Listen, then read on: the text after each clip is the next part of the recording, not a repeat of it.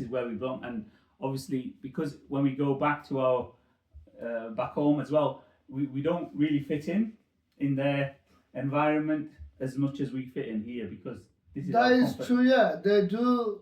I mean, when we do go back home, they do see us.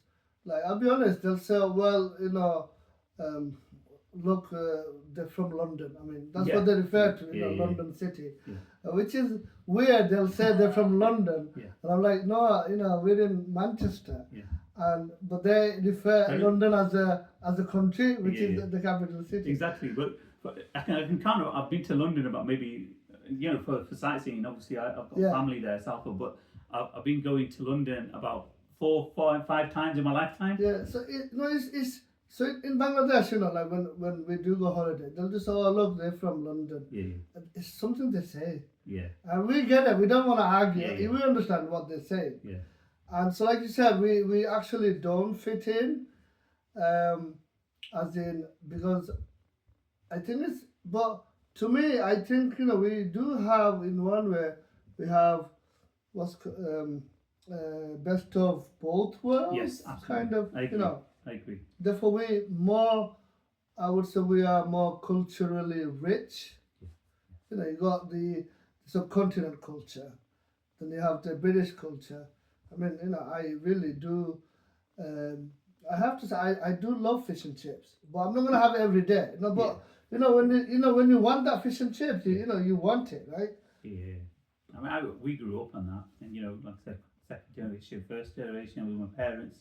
Obviously, have had some cultural issues to deal with. When I was growing up, so some of my friends who are non-Bangladeshi, I would say, they would say, oh yeah, you guys love fish, right? Yeah, okay, Bangladesh, yeah. But then recently I was thinking, wait, it's not just Bengalis eat fish. I mean, the national dish of Britain is fish and chips, right? I mean, that's what they said. Last time it was chicken tikka masala. Yeah, but maybe it's second place, but it's very popular, right? I enjoy fish and chips. Yeah. What I'm trying to say is, I miss it. The olden days. I remember fish and chips being in the old newspapers. Yeah. So our local chippy we used to go to, and it was something our highlight of the week, because we'd go and have a chippy. We would, on Anderson Road. Yeah. There used to be a chippy, I think it was owned by a Chinese family, probably, or Vietnamese, and we would, like Friday after Jummah prayer, and we would go and get fish and chips. It's amazing. It's not there. I mean, it's probably closed like 15 years ago. Yeah. But I mean, a good fish and chip shop is hard to find, actually. I mean, just going back to what we started as an introduction, we will be having, hopefully, things pick up, we'll be having people come in and join the podcast as well. Yeah, like our friend Rez. Yes, and we should have some good debates as well. This is how we learn, You debate, you agree to disagree, this is how we learn. And I think, so basically, mental health.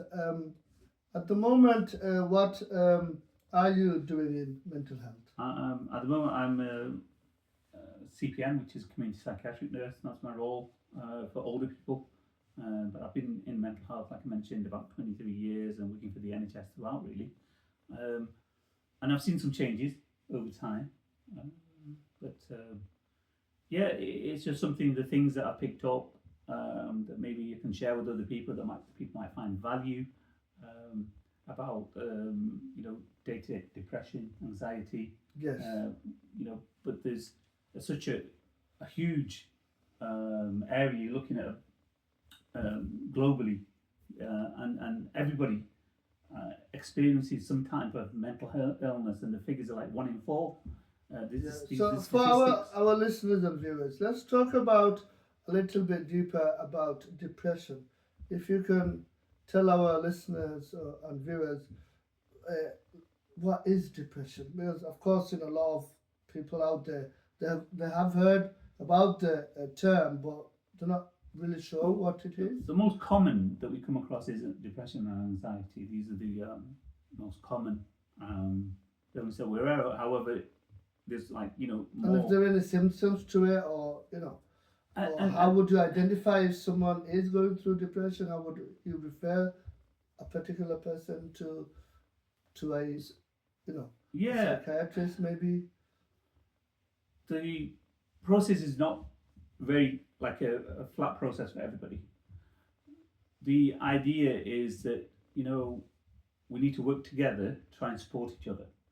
And if you have a family member or somebody or yourself, when you go through some kind of ups and downs, and depression is really when people feel really low, they don't have any interest in anything that they enjoy, they can be isolated, and they don't enjoy the food.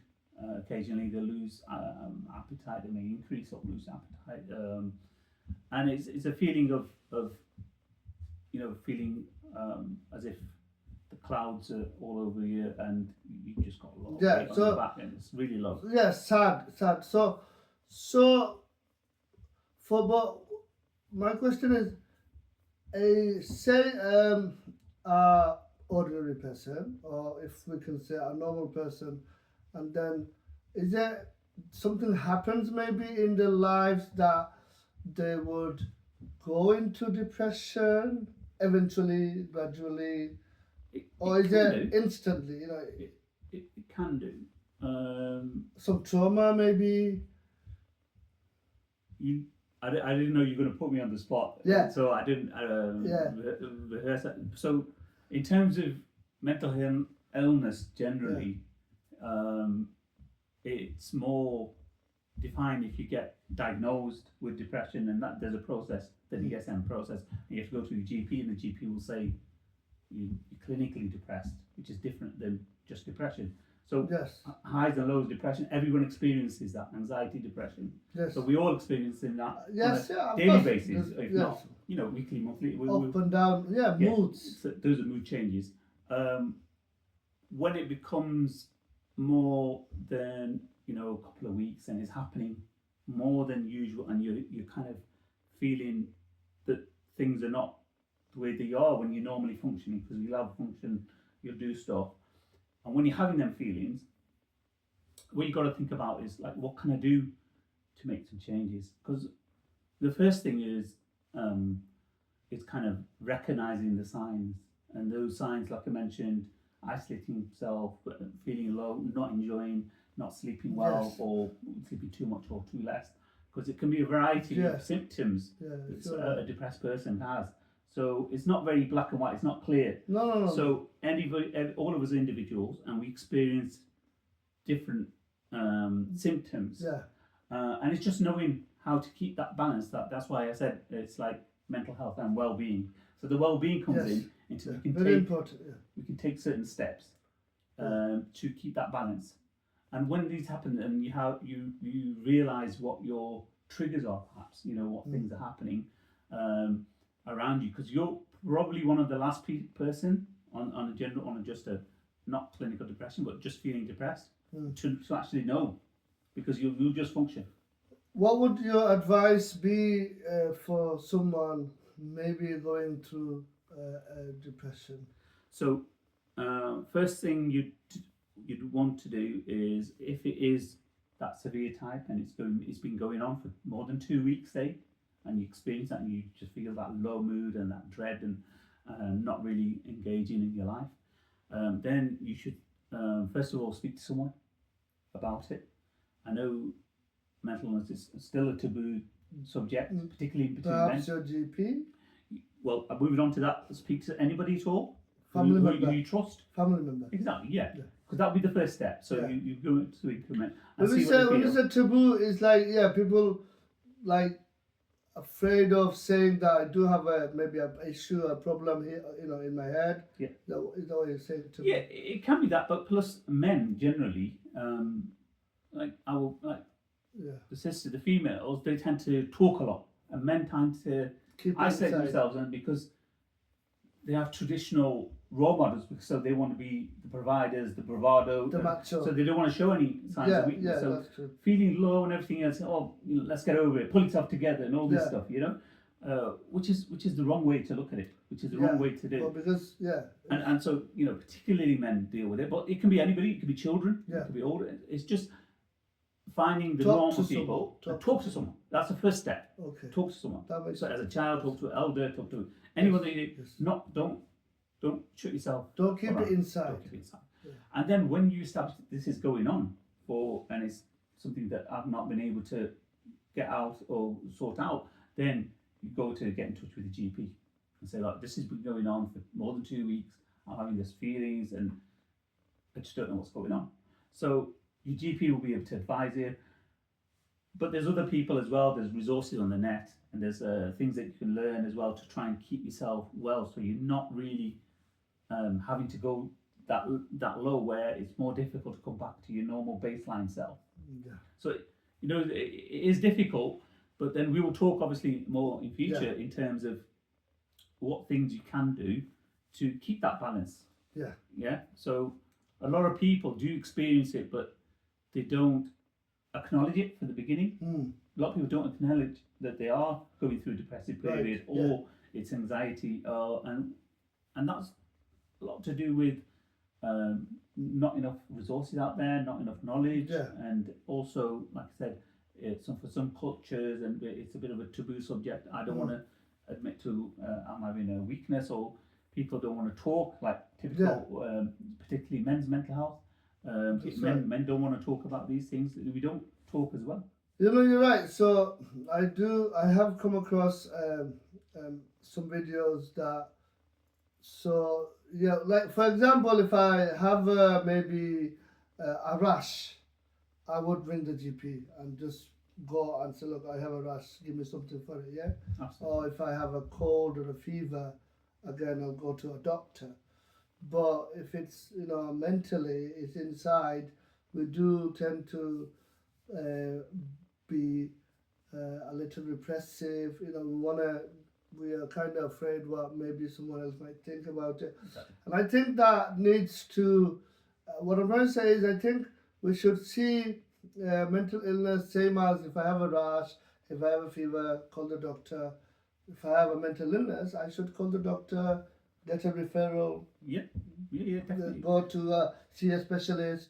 Yeah, the resources are out there. Like I said, it still has some stigma in certain areas and pockets of people as well. They use stigma, particularly in the Asian community as well. Yeah. And so it's something that generally people don't want to talk about or talk with their neighbours about.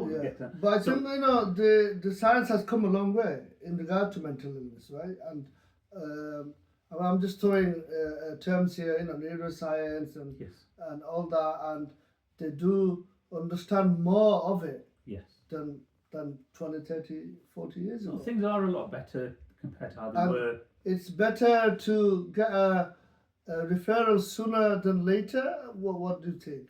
It depends on severity. Like I said, on a daily basis we have changes in our mood. I'm saying generally if somebody is going through depression or something similar, I would think don't delay. You want to ring the GP, get a referral,